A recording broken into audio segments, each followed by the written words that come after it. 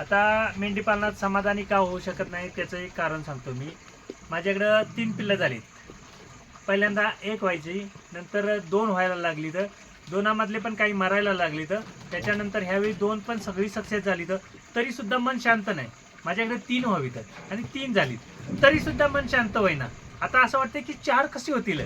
मग तसं आहे, समाधानी नाही. आनंदी राहू शकता पण समाधानी होऊ शकत नाही, कारण टार्गेट फोकस करत असतं ना. 2 झाली तर 3, 2 3ची 4, 4ची अजून कशी होतील, हा प्रयोग चालतो. पण ते होऊन सुद्धा समाधानी आहे का? नाही. तर ह्याचं वजन कसं वाढेल? मग ह्या वजनामध्ये 3 महिन्यात 4 महिन्यात 30 किलो कशा होतील? शे करतोय ना.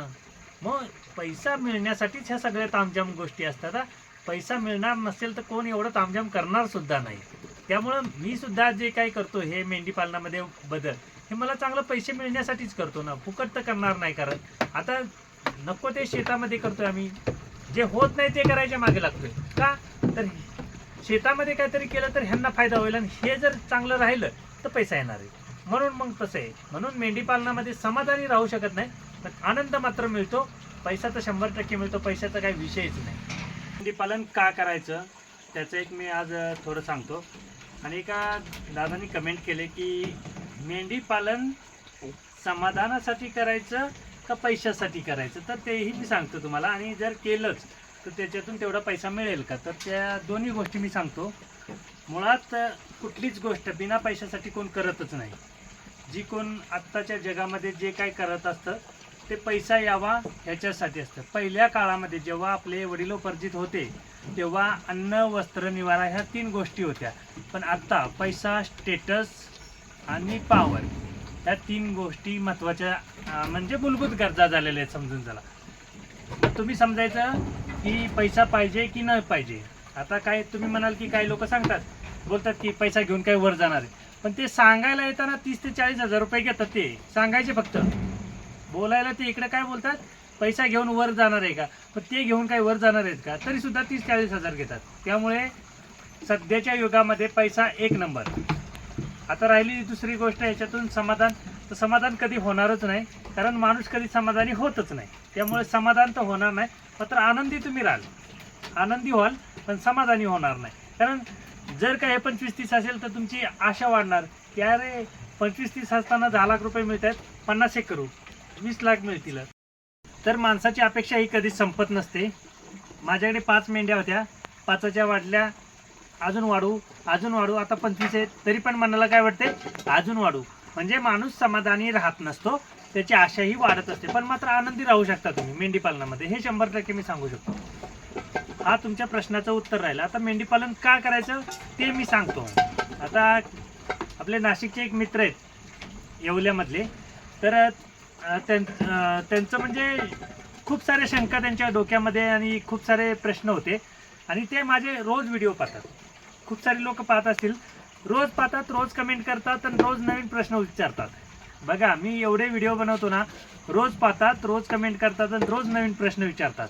तर मी त्यांना सरळ एका भाषेमध्ये म्हणजे सांगितलं होतं की मेंढी पालन का करायचं, तर तुमच्या जो काही शेतामध्ये कचरा पडलेला असेल, आता तुम्ही म्हणाल कचरा म्हणजे काय, तर मका काढल्यानंतर जे मक्याचं जे काही राहतं, म्हणजे तुमच्याकडे मक्याची जी कणसं काढल्यानंतर मक्याचं जे राहतो पाला वगैरे, तो पाला, हरभऱ्याचा, तुरीचा, सोयाबीनचा, जे काय भेटेल ते ह्या मेंढ्यांसाठी वापरलं तर उत्तम चारा होतो. तुम्हाला दुसरा शेळी पालनासारखा स्पेशल चारा ह्यांना काही लावायची गरज नसते.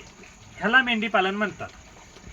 म्हणजे जो काय तुमच्या शेतामध्ये ज्याला काही भाव नाही ना, जो काही कचऱ्याचा म्हणजे कचऱ्यामध्ये तुम्ही जे रूपांतर धरता ना, ते आणून ह्यांना घाला. हे त्या कचऱ्याचं मोल 450 रुपये किलोने करून तुम्हाला देतील.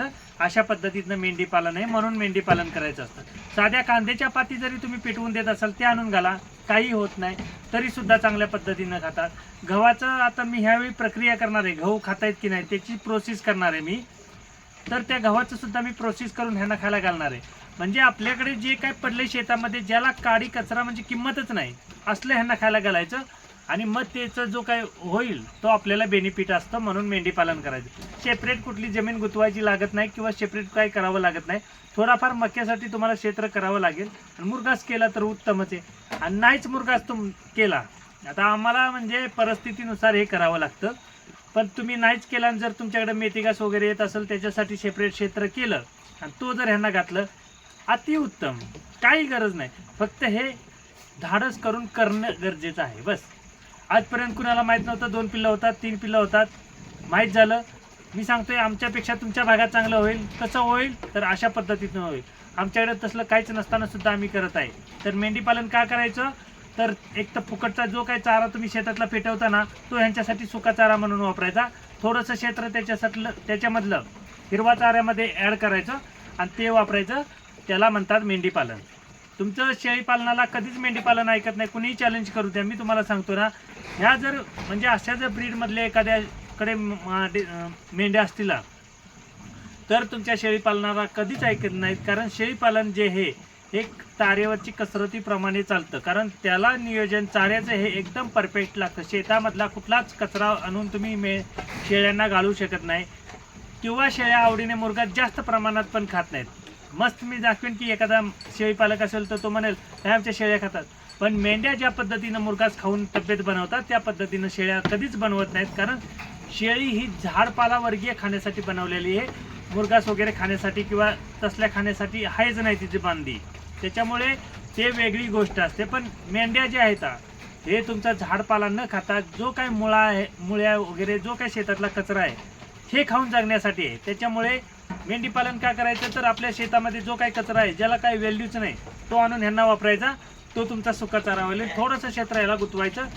आणि राहिला प्रश्न त्या दादांचा, तर पैसा ह्याच्यामध्ये मिळतो का तर 100% पैसा मिळतो. तुम्ही समाधानी तर होणारच नाही. मी हे सांगतो एक मात्र आनंदी होऊ शकता की बाबा हा मी केलं मला थोडासा आनंद आहे. पण समाधानी कधी होणार नाही. कारण माणसाची अपेक्षा दिवसेंदिवस वाढत जाते. कारण मी ज्याला 2 दिलं त्यांचं म्हणणं आहे 5 मेंढ्या कराव्या, ज्यांना 5 दिल्या त्यांचं म्हणणं 25 कराव्या, ज्यांना 25 दिल्या तर त्यांचं म्हणणं आहे 100 कराव्या. तर अशा पद्धतीनं माणसाची अपेक्षा वाढत जाते. माणूस कधी समाधानी होत नसतो. पण ह्याच्यामध्ये पैसा मात्र चांगला येतो हे मी सांगू शकतो. आणि किती येईल हे पण मी तुम्हाला सांगतो. जेवढी तुम्ही मेहनत कराल ह्या मेंढी पालनामध्ये किंवा तुमच्या क्षेत्रामधल्या चाऱ्यामधला जो काही फुकटचा चारा गोळा करण्यात त्याच्यापेक्षा जास्त पैसा तुम्हाला ह्या मेंढी पालनात येऊ शकतो. एवढं 100% मी सांगू शकतो. बाकीचं तुमच्या मेहनतीवरती तुमच्या अभ्यासावरती सर्व काय आहे. नाहीतर मला आवड आहे म्हणून मी ह्याच्यामध्ये नको ते प्रयोग करतो. मला आवड आहे म्हणून मी नको ते प्रयोग करतो. फक्त वातावरण आमच्यासारखं तुमचं नसलं पाहिजे. बाकी तुमच्याकडे काहीही असू द्या तुमच्याकडे मेंढी पालन हे 1 नंबर होईल. फक्त वातावरण आमच्यासारखं नसावं. बाकीचं तुमच्याकडे मेंढी पालनामध्ये तुम्ही कितीही करू शकता आणि कितीही पैसा कमवू शकता, त्याला काय अंत नाही. फक्त तुम्ही समाधानी मात्र कधी होणार नाही. कारण मनुष्य हा समाधानी कधीच झालेला नाही. कोणत्याही क्षेत्रामध्ये असू द्या, मग कुठलंही क्षेत्र घ्या, मेंढी पालनाचं घ्या, शेळी पालनाचं घ्या, गायींचं घ्या, म्हशींचं घ्या. एक तर तो लॉस होईल, एक तर बर्बाद होईल, पण समाधानी मात्र कधीच होणार नाही. त्याच्यामुळे जर काय त्याला चांगलं वाटलं की त्याची अपेक्षा वाढत जाते ना आणि त्याच्यानुसार तो वाढवत पुढे जात असतो. मागे कधीच येऊ शकत नाही किंवा थांबू पण शकत नाही. त्यामुळे मेंढीपालन हे एक पैशासाठीच होतं. जी लोक म्हणतात ना पैसा घेऊन वर जायचं नाही त्यांनी कधीतरी माझ्याकडे यावं. मग मी तुम्हाला सांगतो पैसा लागतो की नाही. मेंढीपालन साधं जरी करायचं म्हटलं तरी पैसा लागतो. तर पैसा हा कंपल्सरी पाहिजेच आत्ताच्या जगामध्ये. आणि मेंढीपालन हे समाधान नाही करू शकत, तुम्हाला आनंद देऊ शकतं. कारण अपेक्षा संपत नाहीत त्यामुळे समाधान होत नाही.